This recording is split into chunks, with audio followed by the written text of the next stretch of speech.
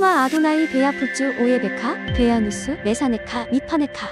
여호와여 일어나사 주의 대적들을 흩으시고 주를 미워하는 자가 주 앞에서 도망하게 하소서. 샬롬 생각하는 성경 홀리함입니다. 오늘의 말씀은 이스라엘의 전쟁과 무죄한 자의 속죄에 대한 말씀입니다.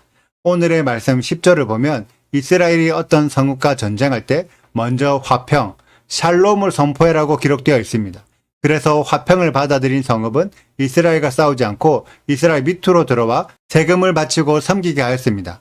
그런데 만약 화평을 받아들이지 않는 성읍은 이스라엘이 공격하여 그 성읍에 남아있는 남자들은 다 죽이고 여자와 유아와 가축들은 이스라엘이 차지하게 하셨습니다. 이러한 방식으로 전쟁을 해야 하는 이유가 무엇일까요? 일단 불필요한 살생을 줄이고자 하는 의도가 있고 이 전쟁을 이끌어가는 주체가 여호와 하나님이시기 때문에 그렇습니다. 이 당시의 전쟁은 신과 신의 세력 다툼으로 이해하여 이스라엘이 어떤 성읍을 공격했을 때 화평을 받아들인다는 것은 이스라엘을 주관하는 신 여호와 하나님을 인정하겠다는 의미입니다. 반면 화평을 받아들이지 않는 것은 이스라엘을 무시하는 동시에 이스라엘을 주관하는 여호와 하나님도 함께 무시하는 행위인 거죠. 그래서 오늘 말씀에 숨겨진 하나님의 의도는 전쟁을 통해 재물이나 땅을 빼앗는 것이 목적이 아니라 하나님의 문화를 전파하는 방식을 설명하고 있습니다. 이스라엘의 화평을 받아들여 세금을 내고 이스라엘을 섬긴다는 의미에는 이스라엘의 주관자이신 여호와 하나님도 함께 받아들여 섬기겠다는 의미가 포함되어 있습니다. 그렇기 때문에 그런 성읍은 살려주어 하나님의 문화가 세워지도록 도와주어야 하는 거죠. 그런데 이러한 방식은 15절에 의해 가나안 땅 밖에 있는 성읍들에게 적용되는 규칙입니다.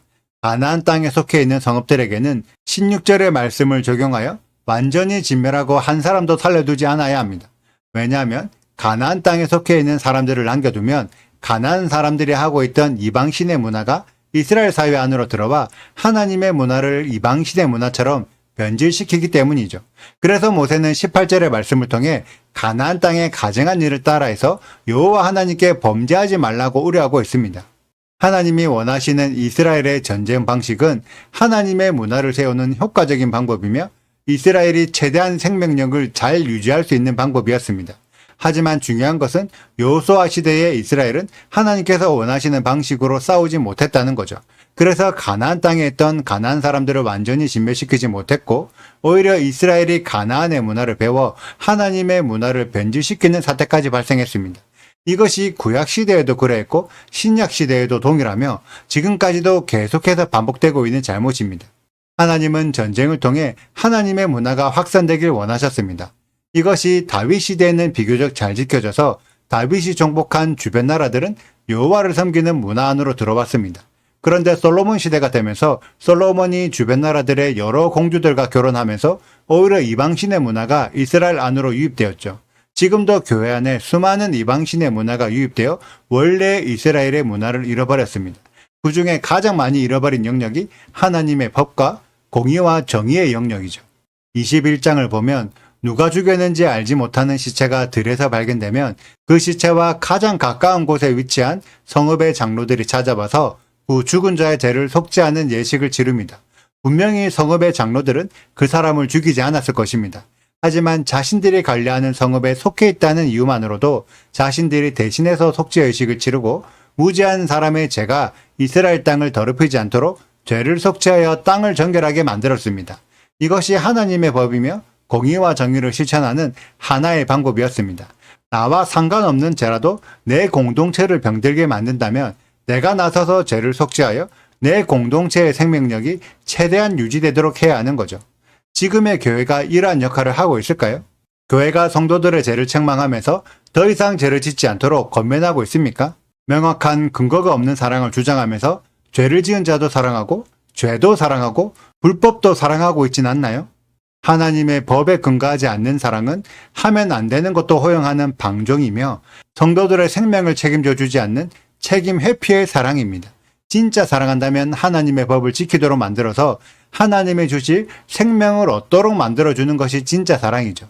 오늘의 말씀에서 하나님은 이스라엘을 진짜 사랑하기 때문에 이스라엘이 생명을 얻을 수 있는 전쟁의 방식을 알려주고 이스라엘 땅에 무죄한 사람의 죄가 쌓이지 않는 방법을 알려주고 있습니다. 하나님은 공의와 정의의 재판장이시기 때문에 우리들에게 가장 유익한 방향으로 도움이 되는 판결을 내리시는 분이십니다. 그래서 우리가 진짜 하나님을 믿고 있다면 우리들도 그러한 공의와 정의의 판결을 내려야 할 것입니다. 하나님의 법과 공의와 정의가 회복되는 우리 홀리아미 가족들이 되시기를 축복합니다. 오늘의 영상은 여기까지입니다. 오늘의 말씀 읽으시고 질문 있으시다면 언제든지 댓글로 남겨주세요. 오늘도 감사합니다. 샬롬! 내가 어떤 성읍으로 나아가서 치려할 때에는 그 성읍에 먼저 화평을 선언하라. 그 성읍이 만일 화평하기로 회답하고 너를 향하여 성문을 열거든 그 모든 주민들에게 내게 조공을 바치고 너를 섬기게 할 것이요. 만일 너와 화평하기를 거부하고 너를 대적하여 싸우려 하거든 너는 그 성읍을 에워쌀 것이며 내 하나님 여호와께서 그 성읍을 내 손에 넘기시거든 너는 칼날로 그 안에 남자를 다 쳐 죽이고 너는 오직 여자들과 유아들과 가축들과 성읍 가운데에 있는 모든 것을 너를 위하여 탈취물로 삼을 것이며 너는 내 하나님 여호와께서 내게 주신 적군에게서 빼앗은 것을 먹을지니라.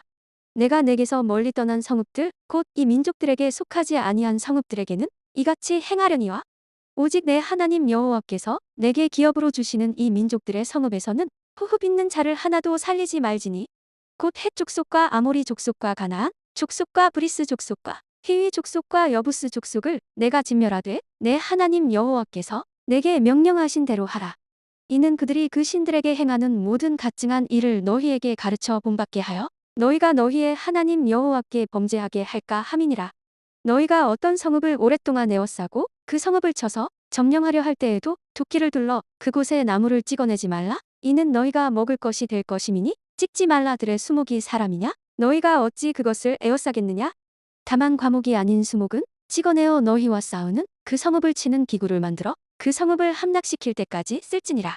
내 하나님 여호와께서 내게 주어 차지하게 하신 땅에서 피살된 시체가 들에 엎드러진 것을 발견하고 그 쳐 죽인 자가 누구인지 알지 못하거든. 너희의 장로들과 재판장들은 나가서 그 피살된 곳의 사방에 있는 성읍의 원근을 잴 것이요. 그 피살된 곳에서 제일 가까운 성읍의 장로들이 그 성읍에서 아직 부리지 아니하고 멍에를 매지 아니한 암송아지를 취하여 그 성읍의 장로들이 물이 항상 흐르고 갈지도 않고 씨를 뿌린 일도 없는 골짜기로 그 송아지를 끌고 가서 그 골짜기에서 그 송아지의 목을 꺾을 것이요. 레위 자손 제사장들도 그리로 갈지니 그들은 내 하나님 여호와께서 택하사 자기를 섬기게 하시며 또 여호와의 이름으로 축복하게 하신 자라. 모든 소송과 모든 투쟁이 그들의 말대로 판결될 것이니라. 그 피살된 곳에서 제일 가까운 성읍의 모든 장로들은 그 골짜기에서 목을 꺾은 암송아지 위에 손을 씻으며 말하기를 우리의 손이 이 피를 흘리지 아니하였고 우리의 눈이 이것을 보지도 못하였나이다.